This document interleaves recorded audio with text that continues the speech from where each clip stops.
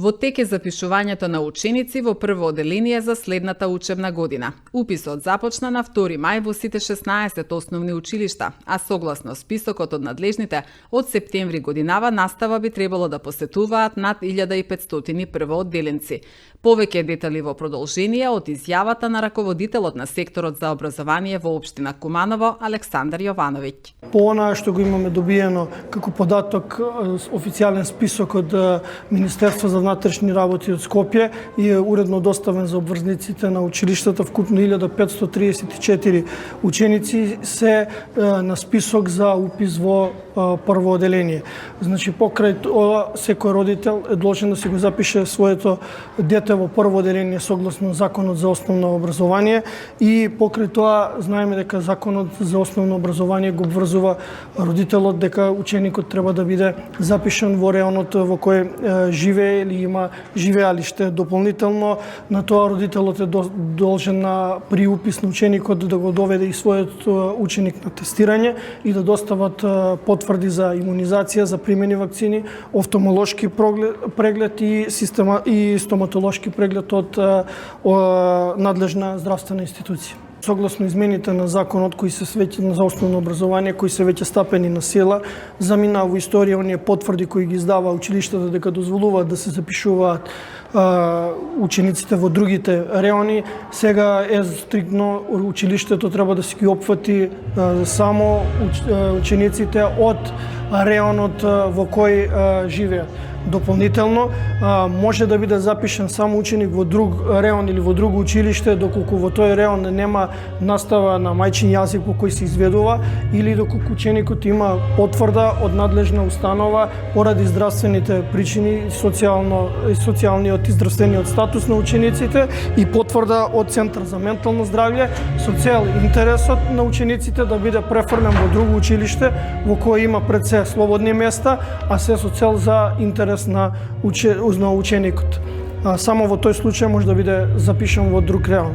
Се она друго мора да биде запишан во реонот во кој живее или има престојувалиште. Значи сега ова е првичен список. Колку се иселени, ќе знаеме кога ќе направиме прв пресек, значи во месец мај е уписот, иако после мај не е затворен уписот, меѓутоа прв пресек ќе направиме во месец јуни кога ќе знаеме првична бројка на запишани ученици во 16 општински основни училишта.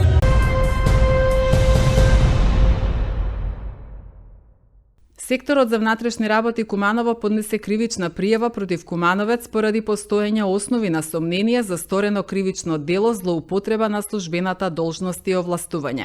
Според Министерството за внатрешни работи, пријавениот како директор на јавната здравствена установа Здравствен дом Куманово во периодот од 2020 година до 2024 година склучувал незаконски договори на дело и вработувал лица во установата без претходно да добие одобрение од Министерството за здравство, а потоа и без да обезбеди согласност од Министерството за финансии, незаконски вработил вкупно 127 лица, со што постапил спротивно на Законот за работни односи и спротивно на Законот за трансформација во редовен работен однос, констатирано од Државен инспекторат за труд. На тие лица пријавениот незаконски им исплатил плати во вкупен износ од 21.594.000 денари и за таа сума го оштетил буџетот на Здравствен дом Куманово, информираат од Министерството за внатрешни работи.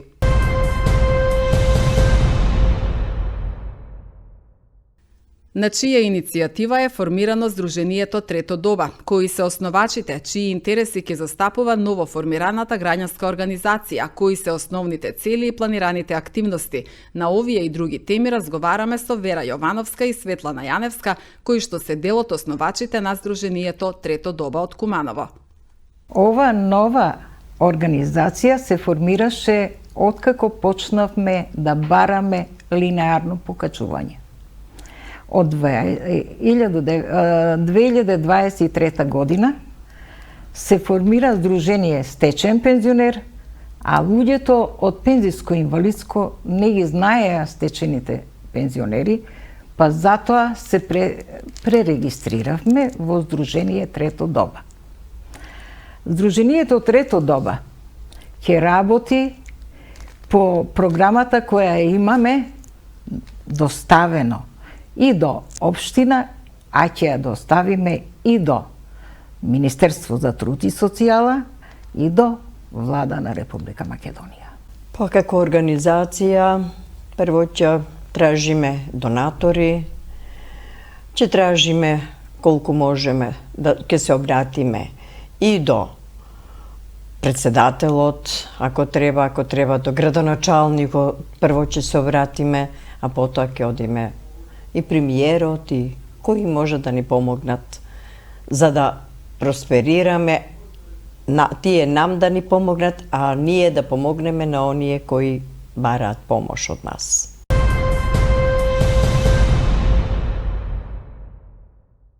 Паркот Соколана во Куманово повторно е отворен за граѓаните откако заврши санацијата на оштетените делови од подлогата, информираше градоначалникот Максим Димитриевски.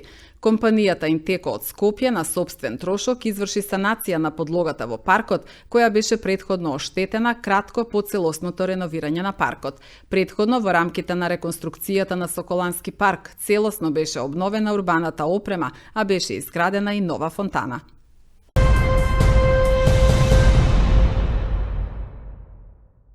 Министерството за внатрешни работи соопшти дека вчера на граничниот премин Табановце на влез во државата полициски службеници лишиле од слобода државјани на Република Грција. При гранична проверка и контрола во патничкото возило со холандски национални ознаки кое го управувал биле пронајдени одземени марихуана и 3 дробилки, информираат надлежните. Известен бил јавен обвинител и лицето било спроведено во секторот за внатрешни работи Куманово. По целосно документирање на случајот против лицето ќе биде поднесена одветна пријава.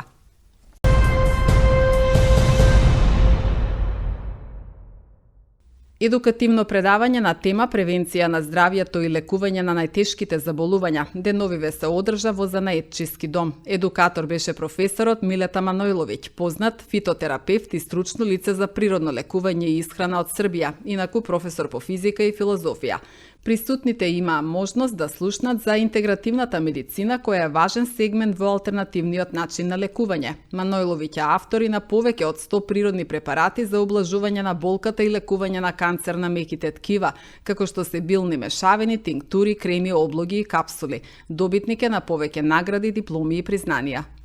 Integrativne medicine upravo se sastoji u tome kao poziv na saradnju, na opštu saradnju svih onih koji se bave zdravstvenom zaštitom, ne samo u oblasti zdravstva, nego i u oblasti alternativne medicine, jer pored fitoterapije postoji lečenje biljem kao što je apiterapija, da je osnova med, možda oni koji se time bave to znaju, pa postoje homeopatija, po principu klin se klinom izbija, gde se koriste otrovne biljke, pa onda kiropratika, pa akupunktura, akupresura i tako dalje. Dakle, ako hoćemo da bolesnom čoveku pomognemo da ovo, kako rekoh, da vratimo zdravlje, da iscelimo organizam, onda je svakako bolje i najbolje kada se svi udružimo.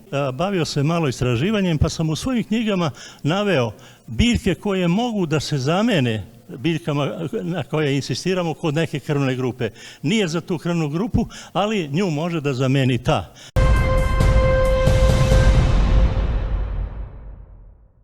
Полициски службеници од секторот за внатрешни работи Куманово лишиле од слобода 40 годишен кумановец. Тој бил затекнат во сепарација во селото Шупли Камен Кумановско при обид да одземе предмети.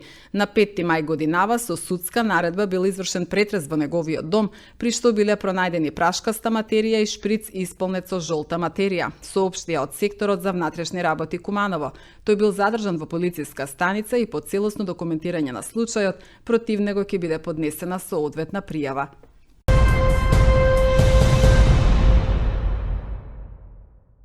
По седми пат во Куманово во сабота точно напладне ќе се одржи традиционалната трка Born to Run во организација на Центарот за интеркултурен диалог.